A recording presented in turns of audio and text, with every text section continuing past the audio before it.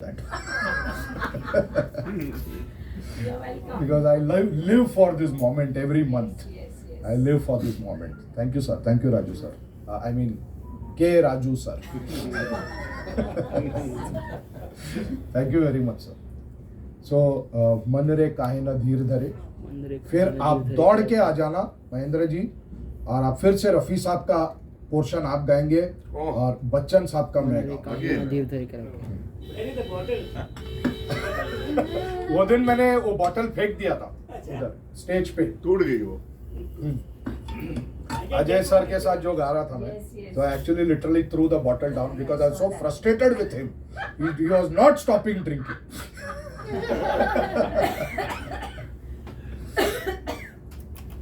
एक सेकंड शुरू नहीं करना, बैट्समैन रेडी नहीं है, बैट्समैन अंपायर को कुछ बोलना चाह रहा है।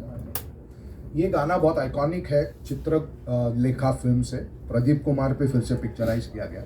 रफ़ी साहब, रोशन साहब कॉम्बिनेशन एंड साहिर लुधियानवी। सो साहिर साहब बहुत बड़े लिरिसिस्ट थे, one of the celebrity lyricist in Hindi films, और उनकी अलग अपनी एक पहचान थी, उनका एक अपना स्टाइल था, और वो he was no nonsense lyricist and he knew the value of what he brought to the table and he behaved like that, you know. And कहते हैं कि अमृता प्रीतम और उनका बहुत गहरा दोस्ती था, तो उसके वजह से भी वो गाना इंस्पायर्ड है कभी कभी में।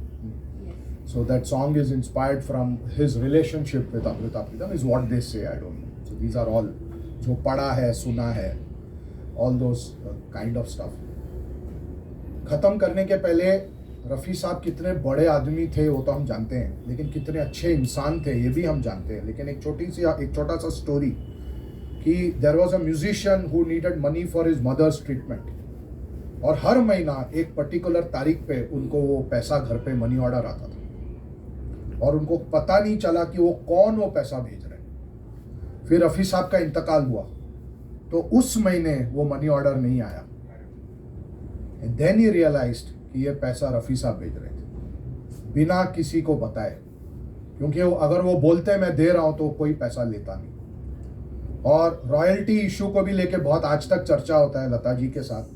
तो मेरा जो अंडरस्टैंडिंग है, रफ़ी साहब का ये अंडरस्टैंडिंग था कि अगर हम सिंगर रॉयल्टी लेंगे तो म्यूजिशियंस का पैसा कटेगा, because they also play a role in creation of that music. So why the money should only come to the singer. And he used to say that मैंने गाना गाया, मैंने काम किया, मुझे पैसे मिल गए, मेरा काम खत्म। So that was his thought process. But Lata ji की वजह से आज सारे सिंगर्स को अपने रॉयल्टी मिलते हैं, and so I don't know what is correct what is wrong, but this is just a story. And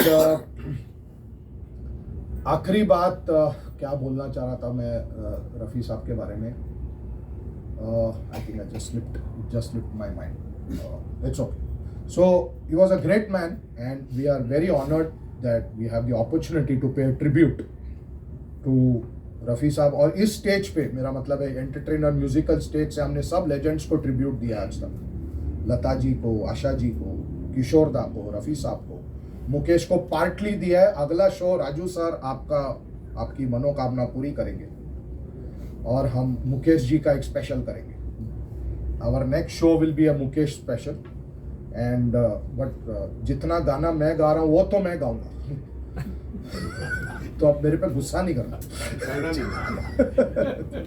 फायदा नहीं है। He's a very naughty boy. So we will all celebrate the life of Mukesh. Some stories about Mukesh's life also we will discuss.